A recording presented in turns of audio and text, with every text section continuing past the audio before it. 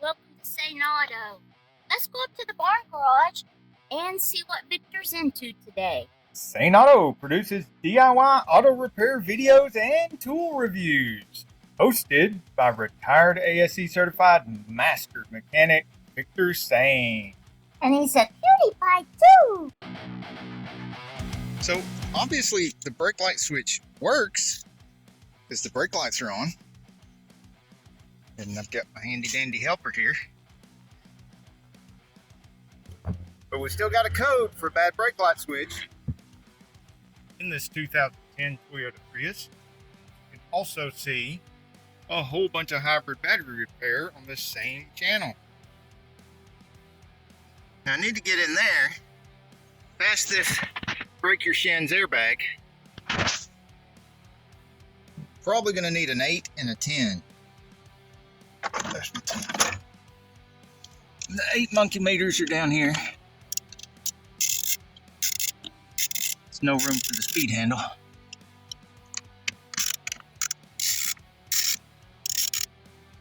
Once you get this off, with the two 8mm bolts, one 8mm bolt goes here, and one over here. Then if you look up underneath here, there's the brake switch, and there is plastic fastener. It's not really a nut, but it is a plastic fastener. It's pretty far up on the pedal. You can see the rod for the brake master cylinder is right there, which actually goes into the booster before it goes to the master cylinder. But further up, there's the brake switch, and it's pointed up at like a 45-degree angle. Okay. So here's the new one, and you can see this moves up and down, but if you turn it slightly, it locks into place and it won't go up and down. If you turn it counterclockwise, like you're loosening a bottle cap, then it'll slide up and down.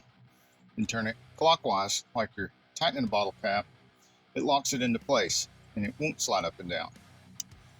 And while the pedal is over here, the pedal arm is over here, I'm going to push this in enough to where it presses that all the way, then turn and lock it into place so that it'll be adjusted correctly. All right, and so this is what it looks like in there.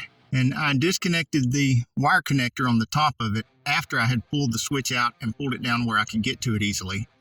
And then I put the wire connector on it before I put it up in there so that I could connect it easily. And I push the pedal. You see the little plunger comes out, which turns the switch on. I let go of the brake and it pushes the plunger all the way in.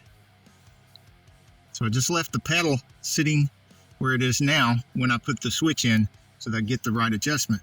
So let's just see if I've got the right adjustment. Let's test this. So first test is not touching the brake pedal and brake lights are not on. Press the assistant in place. Let's go see. Bam, we now have brake lights, which we had brake lights before. So real test is to see if the code goes away. We erase the code, drive the car, and it still has no code. Before I can do that, I got a lot of work to do on the high voltage battery. So check back with me on the high voltage battery video, which I'll put a link to in the description below. I will also pin a comment to the top letting you know whether the code went away and stayed away. Hey, if you like this video, we've got a whole lot more. We've got tool reviews, we've got repair videos, we've got show car videos, hot rods, mod rods, you name it. If it's got wheels on it and an engine, it's probably on this channel. Subscribe, like, and binge watch Sane Auto.